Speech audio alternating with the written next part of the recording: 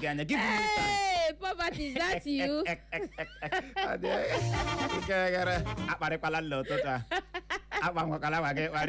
Allow me to take my time.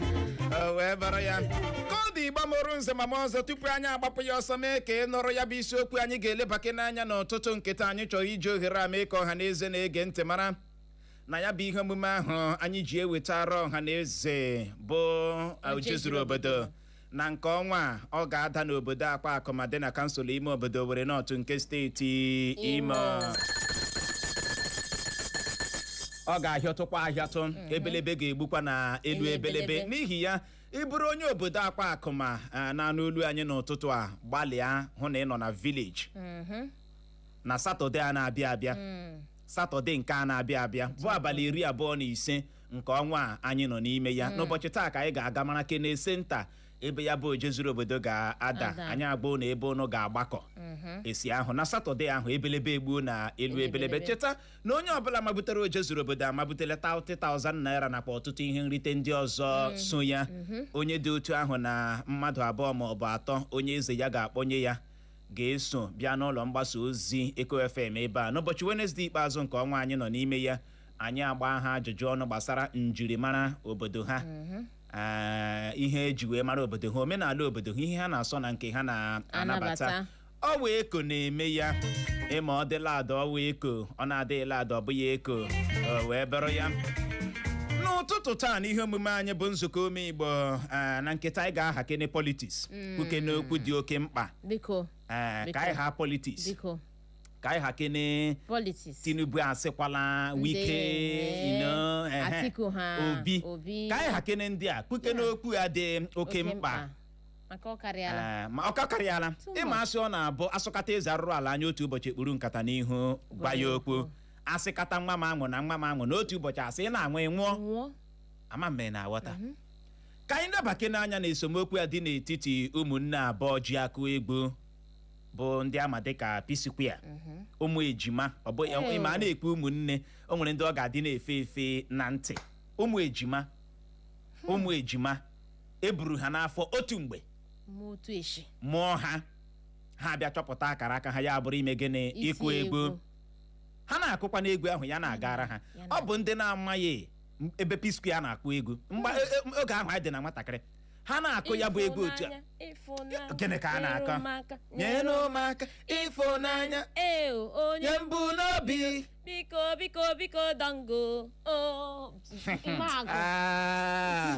ya dị ha wee bụrụ ya.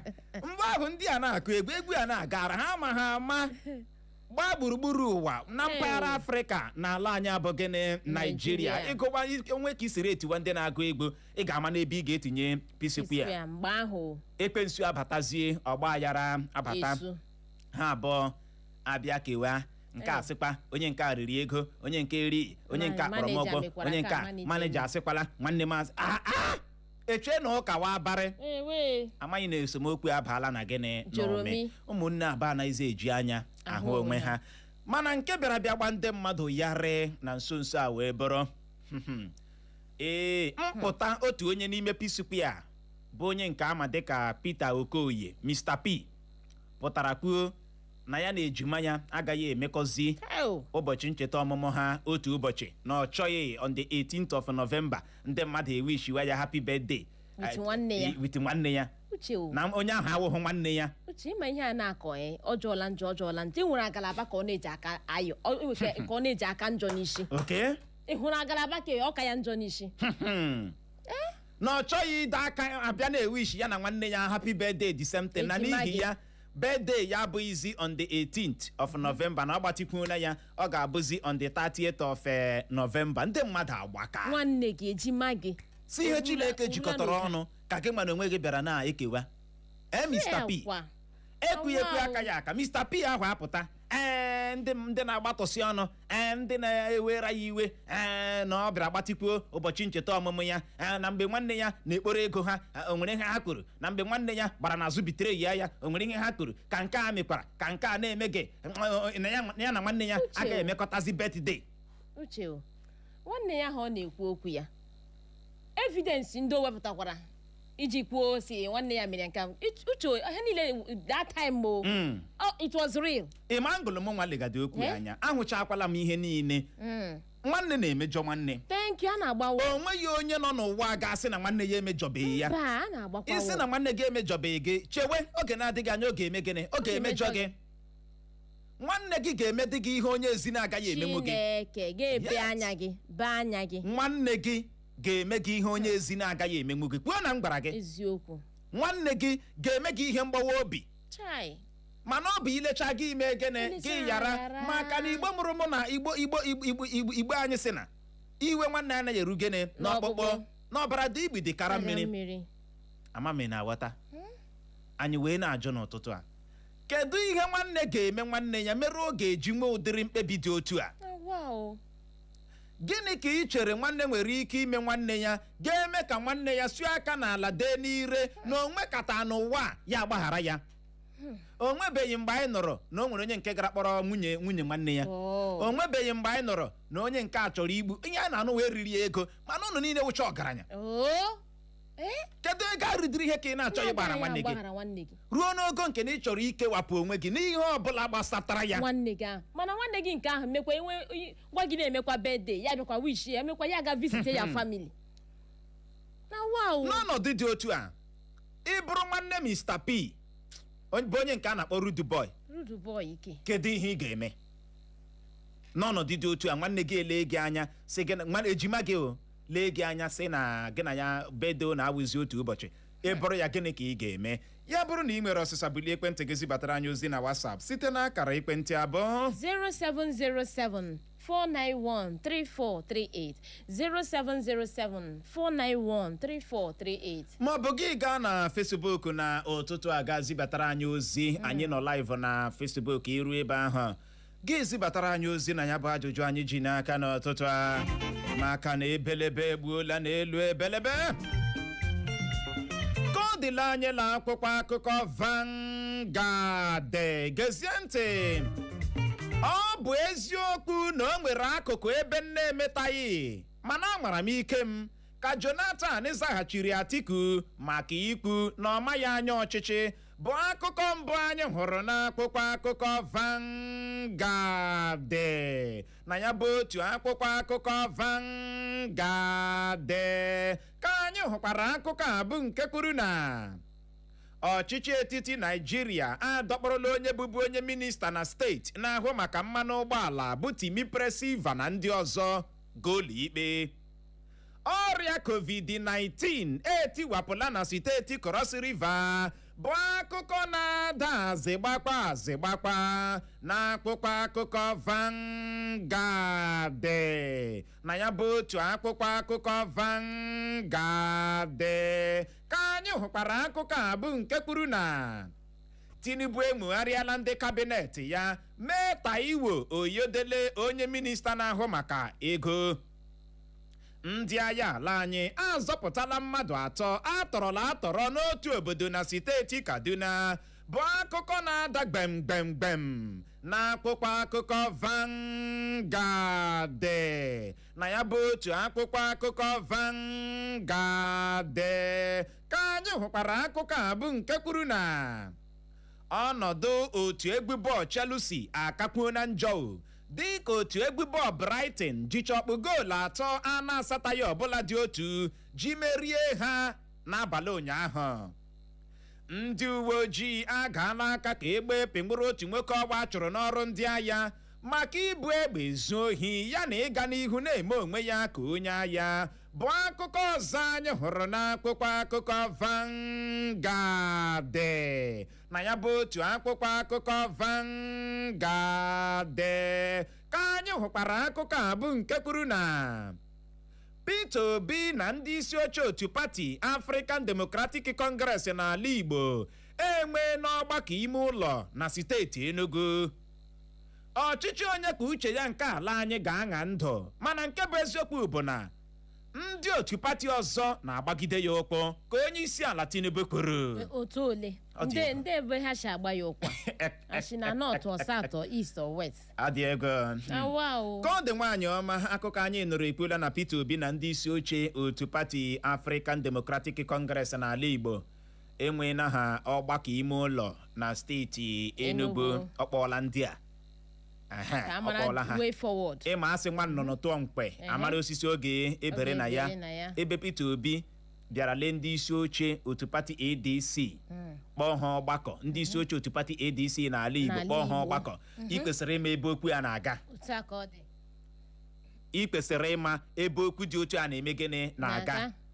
Ama mme na-aghọta. Nwa nnụnụ tụọ mkpe amara osisi ọ ga-ebere na ya. Ka anyị jide okwu anyị ebe a, mana ka ọ dị n'ụbọchị taa bụ Wednesday ka a sị a ga-anọ mara ji nke gaje n'ubi na nke gaje n'ọba dịka ụlọ ikpe ga-anọ n'ụbọchị taa chabi ikpe otu pati African Democratic Congress na nke otu pati PDP. A ga-achabiri ha ikpe taa mara ma ọ bụ David Mark na Rauf Arịgbịshola ka a ga-ahụta dịka ndị ndu otu pati ADC ma ọ bụkwanụ na Fiu Bala o ji awụsa eme ọgọ, ọ na-ata awụsa ata.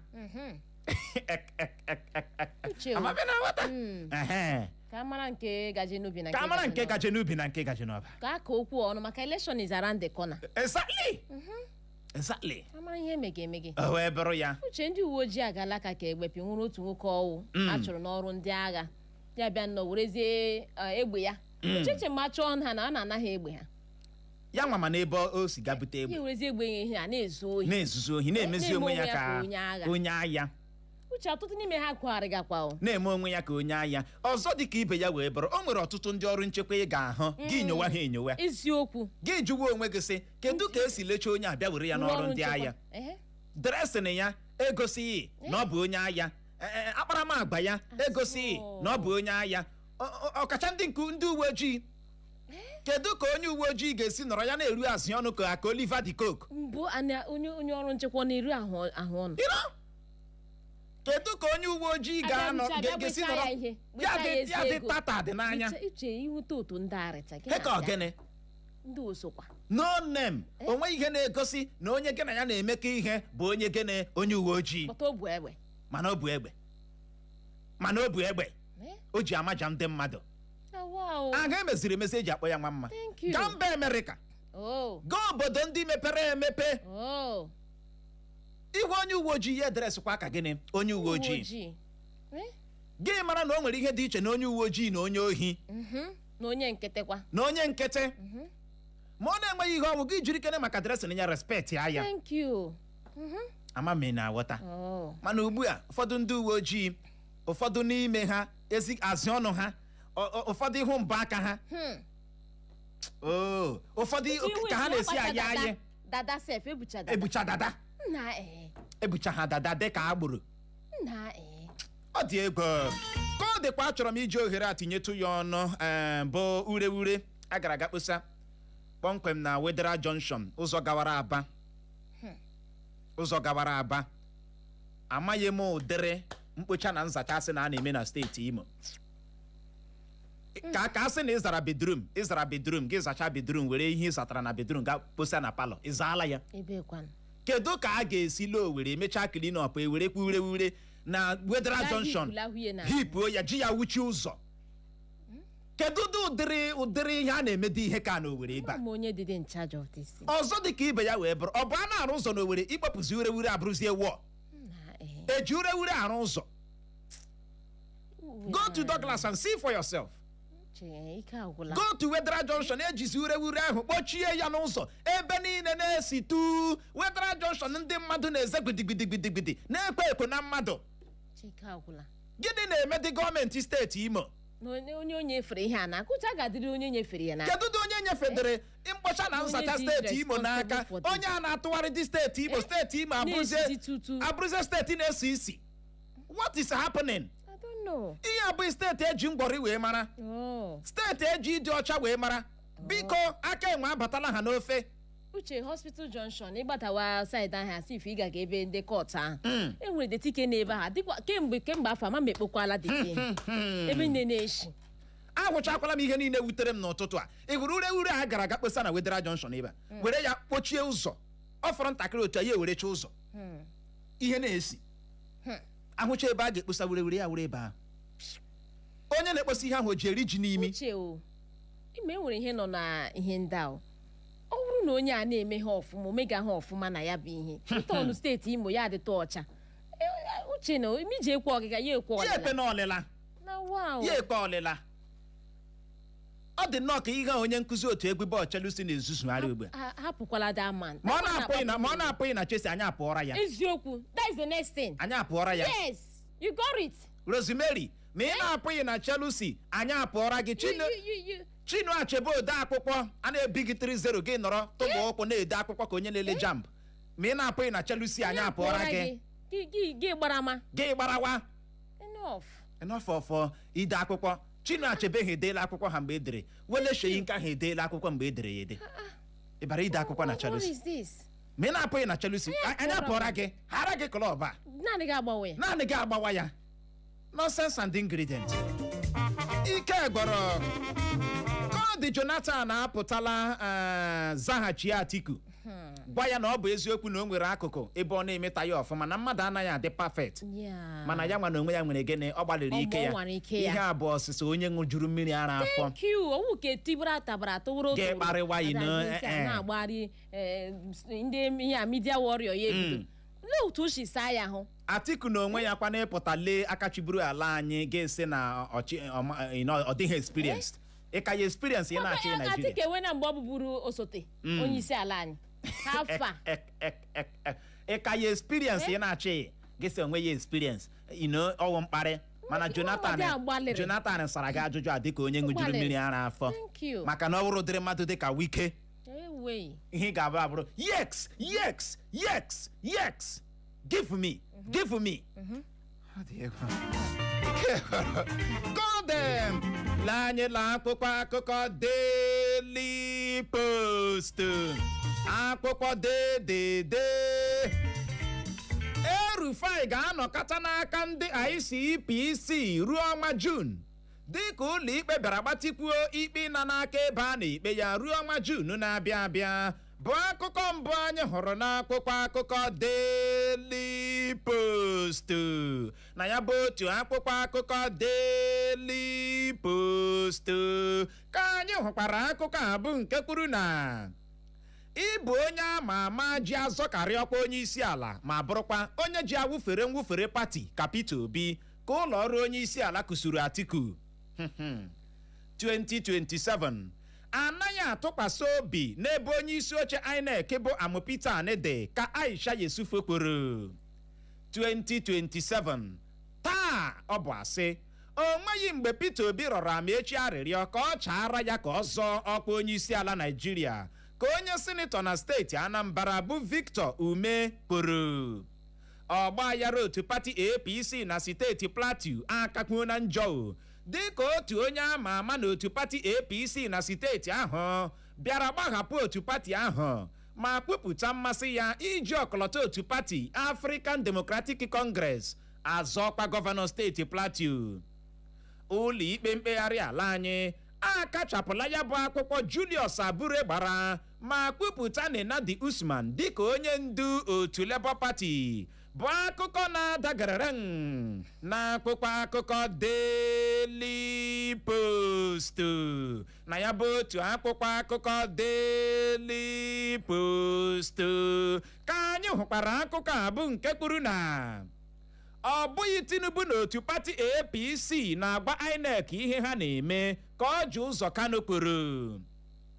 Ụlọ ikpe akachapụla ya bụ akwụkwọ agbara bụ nke na-achọ ka atụọ onye isi oche INEC bụ Amopita mkpọrọ bụ akụkọ na-ada kpọmkpọm n'akwụkwọ akụkọ Daily Post na ya bụ otu akwụkwọ akụkọ Daily Post ka anyị hụkwara akụkọ a bụ nke kwuru na Tinubu achụọla ndị ministas ya bụ nke gụnyere Wale Edun na Ahmed Dangiwa na mwegharị o mwegharịrị kabinet ya. Sọ ihe ka echum ụra agụchala nrụrụ aka a ga-eme n'ebe a ga-agụkọ vootu ka Atiku kwuru bụ akụkọ na-ada gbagam na akụkọ Daily Post. Na ya bụ otu akwụkwọ akụkọ Daily Post ka anyị hụkwara akụkọ a bụ nke kwuru na ozu mmadụ abụọ ayasarala ebe a tọrọ n'otu onye uwe ojii ọwụ Jiokwe Nsipekitọ na mwakpo ndị ọkpa egbe bandit wakporo otu obodo na steeti Zamfara. Na mwakpo ndị ọkpa egbe bandit wakporo otu okporo ụzọ ọwụ dị na steeti Zamfara. Otu pati African Democratic Congress bụ ADC akụsiola ọchịchị etiti n'ihi adịghị awụnye ezigbo ego n'ọrụ ndị agha ala anyị bụ akụkọ ọzọ anyị hụrụ n'akwụkwọ akụkọ Daily Post. Na ya bụ otu akwụkwọ akụkọ Daily Post ka anyị hụkwara akụkọ a bụ nke kwuru na Abure ajụla jụwa isi ịnabata ya bụ nchabi ikpe ụlọ ikpe mkpegharị ala anyị bụ Apikot chabiri bụ nke chụpụrụ ya ma kpụpụta Nenadi Usman dịka onye ndu otu Labour Party n'ala anyị. Ndị ọkpa egbe bandit awakpo ha n'otu obodo na steeti Kwara gbuo otu onye gbim ozu ya dọrọ.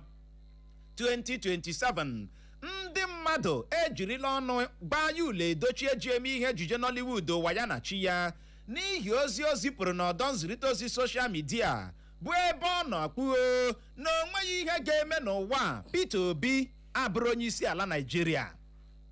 Ya eledochie zukwa n'ike. Uche kwa ịma na anyị nwa na-eme onwe anyị. Igbo. Aka ịma na anyị na-eme onwe anyị. Ịma wepụkwa sentiment. Ị ga-ahụ onye Igbo ga-apụtakwa. Na nwanne ya otu ọwụhụ tọn ndị Igbo eche. Igbo si anyị agaghị ewesti vootu anyị ugbu a. Ndị Igbo ọwụhụ ugbu a. Ndị Igbo eso na Naịjirịa. Ihe ị ga-ajụ onwe gị gị nwa na-ekwu ihe a nwen. Ndị Igbo eso na Naịjirịa. Gị nọkọta gị jụ onwe gị. Ndị dutere ibe ha edute. Nwen. Tọnụ ha ole mgbe? Tọnụ ole mgbe? Ihe ọrụ na-emekwa dị ndị a. Ịma mgbe ụfọdụ anaghị m ekwusa iwe onye Igbo mana ihe emeziri emezi eji akpọ ya gịnị nwa mma. Emenyere ndị a ya na-aga. Ị hụrụ dis country achọ imezi ya o nwere ụzọ ihe abụọ ga-atọ ọchị aka. Nke mbụ wee bụrụ ha bugharịwa ọkwa onye isi ala ọkwa ọchịchị Naịjirịa ebugharị Igbo, Hausa na Yoruba. Ndị ọzọ enwe onye dutere ibe ya edute. Ọzọ dịka ibe ya wee bụrụ ha napụ onye isi ala ikike ịhọpụta onye isi oche INEC. Gbam. Nke ọzọ wee bụrụ ịhụrụ ndị National Assembly, ndị State House of Assembly ha hapụ ha aka ka ndị adị independent. Otu pati ekpesi nọ na House of Assembly. Kedu ihe na-eme? What is happening? Eweta ihe a onye yes no single no. No single no. Ọnụ si ọ ga-aga. Kedu ka o si aga? Ọ wụ onye merewa ka ọ masịrị ya. Kedu ka esi dị iwu Naịjirịa onye isi ala nwe họpụta onye isi oche INEC?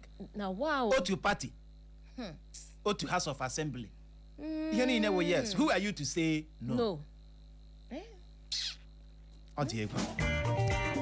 Abure asị gị jee zuo ike, go and the rest. Ị gaala Federal High Court emerie gị, gị gaa Supreme emerie gị, gị gaa Appeal Court emerie gị, gị sịkwa no. Jewazi ụmụnna, jee kpọ ndị ụmụnna gị ka ekpewa ya. Every time you and the controversy, go and the rest. Ya ha mere Peter Obi ji hara gị pati apụọ. Mgbe ọbụla gị na ikpe. Go and the rest. Asị gị ọwụ gị nwa. Kedu ihe ebe ị gaji ikpe nka? Mgbe jee kpọọ na ụmụnna gị. Ma ọ gị kpọọ mụ na Clara nwekwa. Godile anyị na akwụkwọ akụkọ Punch. Aka kparala otu nwaanyị ọwụ si ala anyị bụ Naịjirịa, aha ya bụ Exta Egbughama, maka ihiwe ebe a na-agba akwụna na mba Ghana. Bụ akụkọ mbụ anyị hụrụ n'akwụkwọ akụkọ Punch. Na ya bụ otu akwụkwọ akụkọ Punch ka anyị hụkwara akụkọ a bụ nke kwuru na otu nwaanyị ọwụ na steeti Ondo adọjirila si ike n'ala nwụọ dịka ọ nọ n'ezi ebe a na-ele ule na-eche nwa ya nwaanyị na-ele ule jambụ ka o letọpụ ule ọ na-ele.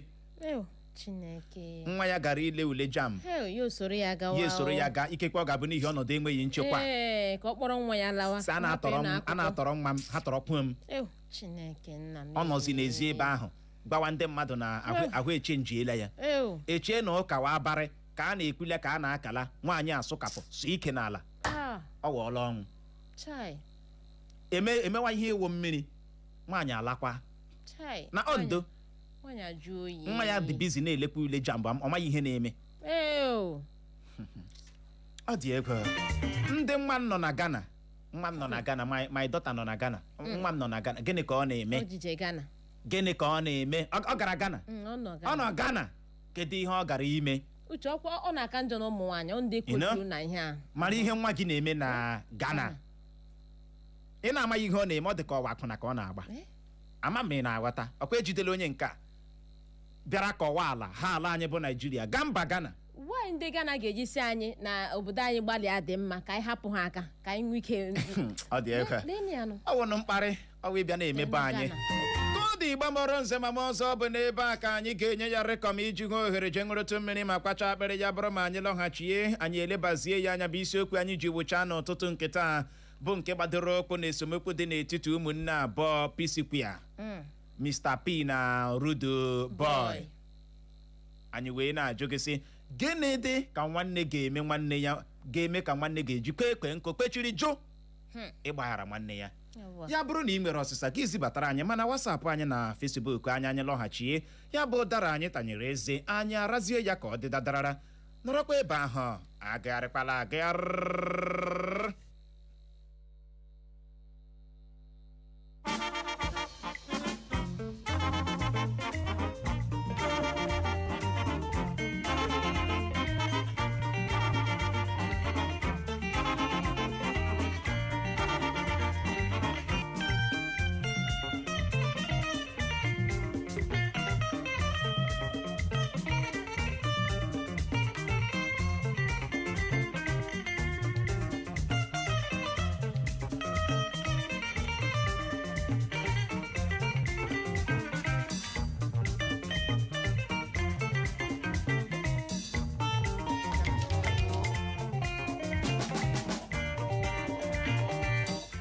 Echo FM. Attention.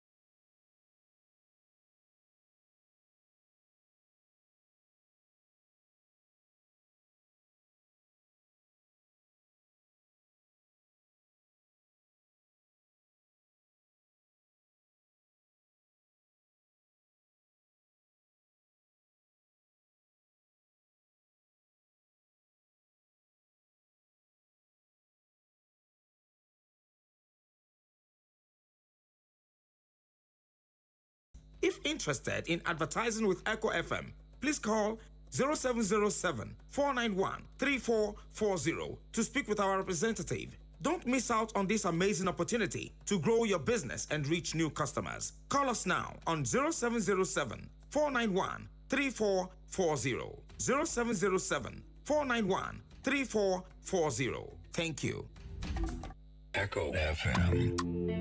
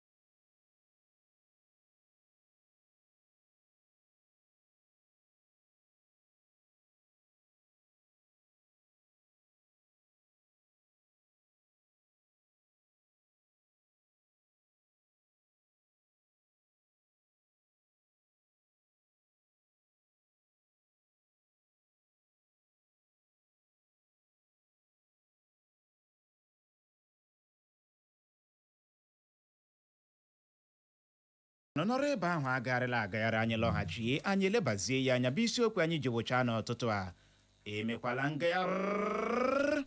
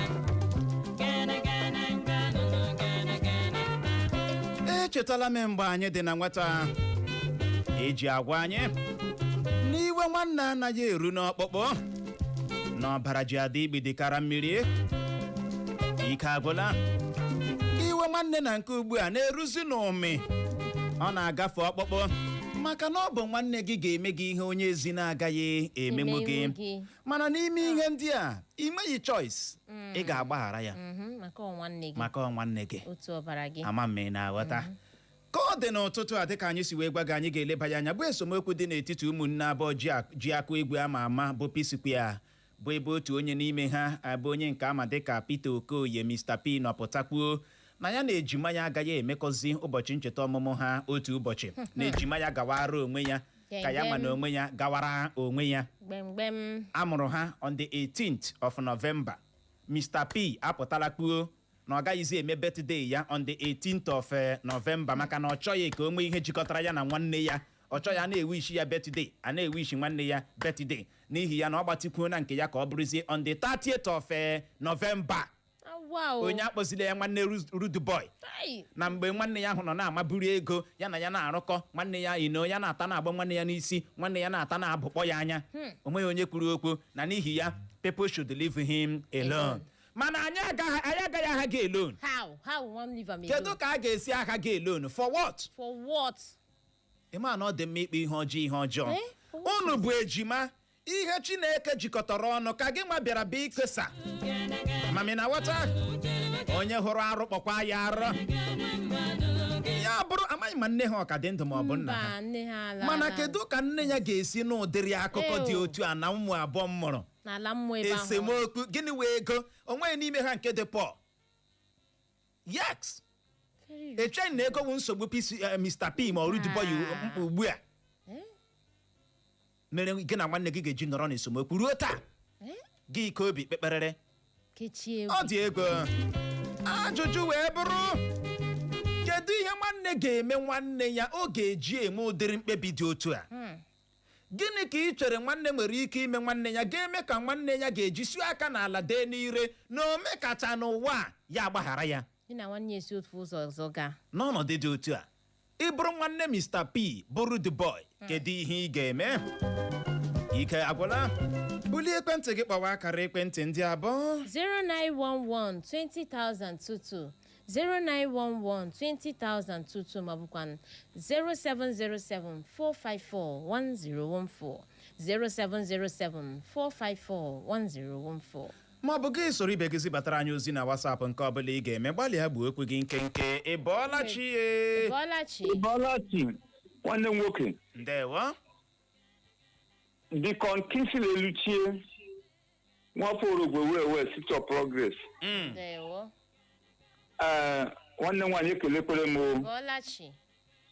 esi m na mgbirisi na-akpọ ihe m chọrọ ikwu ihe ọbụla wụ nwanne nneji onye ọbụla ihe ga-adọ ha aka na ntị nọmba 1 awụrụ gị na anyị na-eri n'otu ite nne nna nọ nwụọ nnụlụ nwaanyị nsogbu apụtala nwoke na nwanne ekwesịghị ịrụkọ ụlọ ihe sọkwara omume nwoke ụlọ nụrụ ke ya godi one room nnọrọkọ ụlọ otu room mụcha ụmụ nsewapụala Job bụ onye kwuru okwu na akwụkwọ nsọ si ụbọchị okwuji ọhụụ Chineke onwe ebe o mere Chineke pụta ọ sị ụbọchị a mụrụ ya ahụhụ n'ụbọchị ahụ na onye bịara gbaa ama saa amụ anya Job kwurie na onye ahụ ụbọchị ahụ nye mmadụ ekwesịghị ịgọnarị date a mụrụ ya o kwesịghị isi independent mgbe a ga-eme bade ya si ya atọ ọnụ ahụ ịgọnara Chineke imeji ha ama ihe onye eke hụrụ ahụhụ ahụkwa na Job ahụbeghị ọhụ Job hụrụ ọhụbeghị so nwoke ọwụla gị na-alụ nwaanyị na-enwe ego na-eme ihe ọbụla ị na-eme mee ke gị hapụgodi nwanne gị chọrọ inye nwanne gị aka nyere nwanne gị aka gaa nwanne gị ahụkwakwara ụlọ gị nwa kọmpanị tinye na kọmpanị bọtụ ihe onwe ejikwara aha ya echi gị na gị na ya nwere na kọmpanị ihe ahụ na-ebute nsogbu dị kọmputa echi agajirenu ya gaziri gị ịbọọlachi brodo yo ya gazie Ịbọọlachi. Brodo yo Nwapopo, good morning yo. Ndewo. Brodo yo Nwapopo, I'm calling from Mechanic Village, Georgie. Uche. Enwe ihe mere ede o ji bee nwee. Okay. O wee eziokwu na ihe nwanne mere nwanne ọ laghị eruchala ọkpụkpụ but enwere kele eruru ọkpụkpụ. I'm telling you the truth.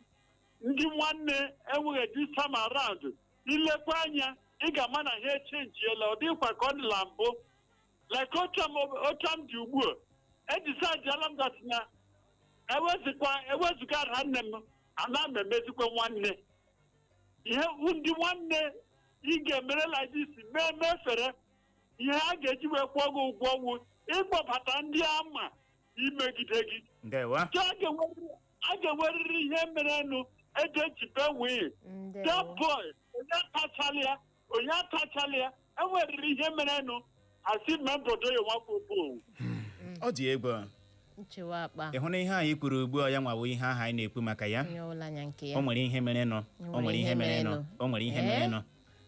ebe a na-agwọkwa n'ọrịa anya a na-eweta ya ose ihe ọbụla ọ sọkwara ya mee ihe ọbụla ọ sọkwara ya mere nwanne bụ gịnị nwanne orighi n'ogo nke ịbịa ejima ka a na-ekwu ihe ọ bụghịkwa nwanne nke kpọkapụ ọ dị egwu mana ka anyị na-ekwe mara ma nwere ihe anyị ga-ekwute ịbọọlachi Odogwu ụtụtụ ọma Uche Clever ọnụ aha Patrice Clara ndewo ọ Mike E Shakwa na akpọ gị ndewo Mike E ị na-anụ m clear gaa n'ihu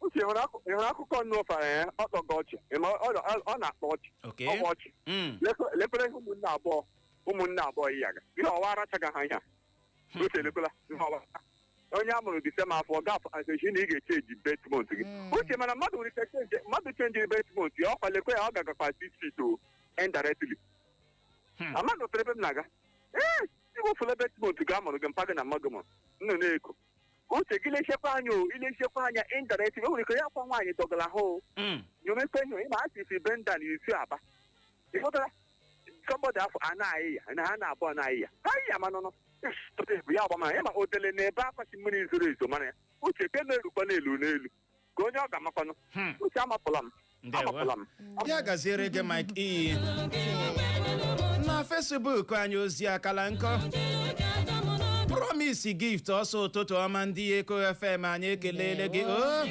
Kinsili Nwosu ọsọ gị Uche m bi proud of Chelsea na nje soro jesi ndị Chelsea ma hapụ nke Arsenal ọ dị ego ejike sipre na ogbonna ọsọ ụtụtụ ọma my good people ndị Eko FM na-ejike isi amakpụrụ edere izombe ọsọ Uche cheta na onwe ihe ego na-apụghị ime ọ sị ka Chineke zọpụta ha na anyị nwee great day ya gaziere gị nọ anyị ahụ na nke gị ezigbote ọya anyị Nneni Ann onwe isi irete isi akụkọ a na-agbawa obi na kedu ka nne ha ga-efili ma ọnụ ụdịrị ihe dị otu a ọnụ akụkọ dị otu a na Paul ya biko ya legbuo ihe ndị anya ya ma kpọọ nwanne ya ka ha kparịta ụka na ha ekwesịghị ime gịnị ikewa ọsọ ụtụtụ ọma ya gaziere gị nọ Kinsley Nwosu ọsọ nwe onye na-achọ onye nkụzi otu egwu bọọlụ Chelsea bụ Liam Rosemary a ga-achụ ya na-achụọla ya kepu ike gụrụ Linda Oscar isi onye awọmbiri ọsọ ụtụtụ ọma Uche na Clara nwanyị ọma Zegeme ọsị biko na ego agbabala Psquare n'isi ihe mere o ji na-agbanwe ụbọchị a mụrụ ya ọsị tụfịa akwa na ihe Emeka Uche na Clara ịkacha ndewo ya gaziere gị nọ ezigbote ọyị anyị anọruo Linda Oscar ịbọọla chi Uche na Clara na abọọla chi ụtụtụ ọma ndewo ndewo ọ Daniel Chukwuesi mewere akpọ ihe m chọrọ ịjụ onye a ga-agbagharala onwe ya ogosila nchegharị o gosila arịrịọ ma ihe mere adịghị mma ịma na onwe ihe na-enye nsogbu na mmadụ mere ihe ọjọọ na ọla eli ya kwechirila eli ya kwechie obi ike even God anaghị alaiki ya onye a na-agbaghara kwesịrị igosikwa nchegharị gosi mwute